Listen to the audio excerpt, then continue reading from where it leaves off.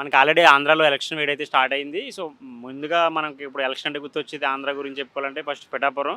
So, కారణం ఏంటంటే పవన్ కళ్యాణ్ గారు అక్కడ పోటీ చేస్తున్నారు.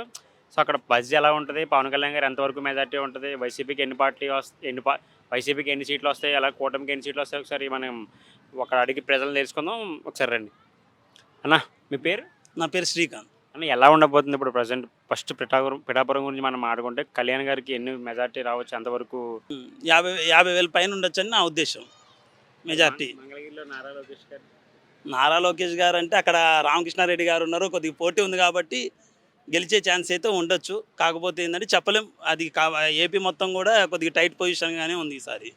ఇప్పుడు మనం చూసుకోవచ్చు పిఠాపురం నేషనల్ వాడిగా పెద్ద ట్రెండ్ అయిపోయింది. అవును, పవన్ కళ్యాణ్ గారు ఊహించడానికి ఏమైనా కుట్రలు జరగవచ్చు అంటారు అక్కడ? చాలా జరగచ్చండి. పోయినసారి కూడా 2 నియోజకవర్గాల్లో ఓడిపోయేంత తక్కువేం కాదు పవన్ కళ్యాణ్ గారు. కాకపోతే ఏంటంటే అక్కడ ఏం జరిగింది లోకల్గా మనకి తెలియదు. కానీ ఈసారి అయితే ఎన్ని చేసినా కానీ గెలిచే ఛాన్స్ అయితే ఉంది. మెజార్టీ మెజార్టీ అయితే 50,000 ప్లస్ ఉండొచ్చు. మరి వైసీపీ వంగ గీత గారి గురించి వంగా గీత గారు అదే ప్రజారాజ్యంలో చేశారు, వాళ్ళ కిందే చేశారు, కాదనను. కాకపోతే ఆమె కూడా నాయకురాలు కాబట్టి మనం కూడా అనుకోవచ్చు. కాకపోతే ఏంటంటే పవన్ కళ్యాణ్ గారు నిజాయితీగా నిబద్ధతతో ముందుకెళ్తున్నారు, గెలిపిస్తారని నేను అనుకుంటున్నాను. జగన్ గారు చూసుకుంటే కోడిగత్తి రామ అయిపోయింది, బాబాయ్ హెచ్ అయిపోయింది. ఇప్పుడు ఏమో చూస్తే రాయ ఉమ్, కుట్టేసుకేది ఆ కత్తి దెబ్బ తీసుకునేది ఇంకా తిరుగుతున్నారు మొత్తం. ఏంటి ఆయన స్ట్రాటజీ ఏమంటారు? అది ఒకవేళ జెన్యూన్గా ప్రతిపక్షం వాళ్ళు వేసినా లేకపోతే ఆ పిల్లగాళ్ళు వేసినా ఎవరు వేసినా కానీ తప్పే నిజాయితీగా అయితే. ఒకవేళ కావాలని కోడికత్తి డ్రామా అని చెప్పి కొంతమంది ఈ డ్రామా ఆ డ్రామా లాగా చేస్తే మాత్రం ఆయన విజ్ఞతగా మనం వదిలేద్దాం. వైసీపీకి ఎన్ని సీట్లు రావచ్చు? కానీ టైటే ఉంది భయ్య. అక్కడ ఎన్ని సీట్లు ఏందని మనం చెప్పలేం. కానీ టైటే పొజిషన్ అయితే టైటే నడుస్తుంది. ఉమ్మడి కూటమి అయిన ఇది ఉంది కదా, బీజేపీ జనసేన టీడీపీ వస్తే బాగు. కాకపోతే ఏంటంటే జనసేనకు మంచి ప్రిఫరెన్స్ ఇస్తే ఇంకా మంచిది. అంటే అసలు వైసీపీ 5 ఏళ్ళ పరిపాలన చేసింది ఏమీ లేదు. జనానికి ఉచితాలు అనేది ఒక అలవాటు చేశారు. ఒక సామెత ఉంది, ఉచితంగా పావురాలకి బియ్యం వేస్తుంటే అవి ఎగరకుండా అంతే ఆగిపోతాయి అన్నట్టు. జనమందరినీ కూడా అదే భ్రమలో కూర్చోబెట్టారు. ఉచితాలు అనేది రాష్ట్రంలో దేశంలో ఎవరిచ్చినా వ్యతిరేకమే. విద్యా వైద్యానికి తప్ప దేనికి ఉచితాలు ఇవ్వద్దు. షర్మిల గారు ఖాతా ఎలా ఉండబోతుంది? షర్మిల గారు తెలంగాణలో చూసాం కదా ఎట్లయిపోయారో. తెలంగాణలో ఎటు కాకుండా ఎట్లా పోయారో ఆంధ్రాలో కూడా అంతే అయిపోతారు. ఓవరాల్గా చూసుకుంటే ఎన్డీఏ కూటమికి ఎన్ని సీట్లు రావచ్చు?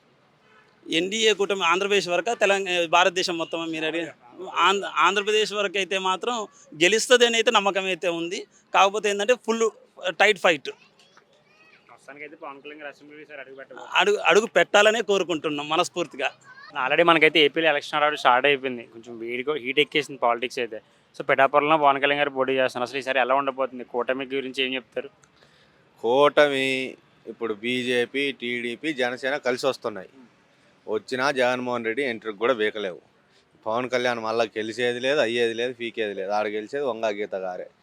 పవన్ కళ్యాణ్తో ఎప్పుడైతే స్వతంత్రంగా పోటీ చేస్తే ఇంకో 15 సంవత్సరాల కన్నా 10 ఎమ్మెల్యే సీట్లన్నా గెలుస్తాడు, ఆయన కూడా గెలుస్తాడు. ఈ చంద్రబాబుని నమ్ముకుంటే ఆయన ఎమ్మెల్యే గాడు ఈ కూటమి అధికారంలోకి రాదన్న. అసలు పిఠాపురంలో పవన్ కళ్యాణ్ నగ్గపోవడానికి కారణం ఏంటంటారు? నెగ్గపోవడానికంటానా, ఇప్పుడు ప్రజల్లో తిరుగుతే కదా ప్రజానాయకుడు అయ్యేది. ఇక్కడ సినిమా షూటింగ్లు తీసుకుంటా ఒకరోజు ప్రచారం చేసి జ్వరం వచ్చిందా అన్నదాన్ని హైదరాబాద్లో పండుకుంటే ఎమ్మెల్యేలు అవుతారా? ఏదైనా కానీ ప్రజల కోసం నిత్యం ప్రజల కోసం పోరాడి ప్రజల్లో తిరిగితే ఎమ్మెల్యేలు అవుతారు, మినిస్టర్లు అవుతారు, చీఫ్ మినిస్టర్లు అవుతారు. అవి కాకుండా మేము డబ్బులు సంపాదించుకుంటాం, బిజినెస్లు చేసుకొని హైదరాబాద్ తిరుగుతాం. ఆ రోజు ఒక్కరోజు వచ్చి ఎలక్షన్ 10 రోజుల ముందు వచ్చి హైదరాబాద్లో ఆంధ్రప్రదేశ్లో తిరుగుతామంటే ఎవడు కూడా నమ్మే పరిస్థితి లేదన్న ఈరోజు ఆంధ్రప్రదేశ్ ప్రజలు. జగన్ గారు చేసిన అసలు అభివృద్ధి ఏముందని మళ్ళీ ఆయనకే ఓటేస్తారంటున్నారు మీరు?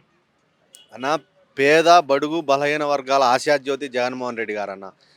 పార్టీలు చూడకుండా, కులాలు చూడకుండా, మతాలు చూడకుండా ఎవరికైతే అర్హత ఉన్నదో ప్రతి ఒక్కరికి అభివృద్ధి పథకాలు అందించిన వ్యక్తి ముఖ్యమంత్రి వైఎస్ జగన్మోహన్ రెడ్డి గారు. ఇప్పుడు నువ్వే పార్టీ నేనే పార్టీ ఏం చూడు, నీకు అర్హత ఉందా నీకు పథకం వస్తుంది. అభివృద్ధి అభివృద్ధి అంటున్నారన్న, అభివృద్ధి పదంలో కూడా ఆంధ్రప్రదేశ్ ఇప్పుడు చాలా ముందుకు దూసుకోబోతుంది. ఇప్పుడు రీసెంట్గా వైజాగ్లో ఒక ఐటీ కంపెనీ వచ్చింది, గుంటూరులో వచ్చింది. ఇప్పుడు మున్ముందు 5 సంవత్సరాలకే రాష్ట్రం అభివృద్ధి అనేది కాదన్న, 10-15 సంవత్సరాలు పరిపాలిస్తేనే రాష్ట్రాన్ని హైదరాబాద్ మాదిరిగా ఎక్కువ తీసుకుపోతారు. ఇప్పుడు హైదరాబాద్ అని ఇన్ఫ్రాస్ట్రక్చర్ ఎక్కువ ఉందన్న. రోడ్ ఫెసిలిటీస్ కానీ, ఎయిర్పోర్ట్ ఉంది, అటు పోతే ఆల్రెడీ డెవలప్ ఉంది కాబట్టి డెవలప్ అవుతుంది.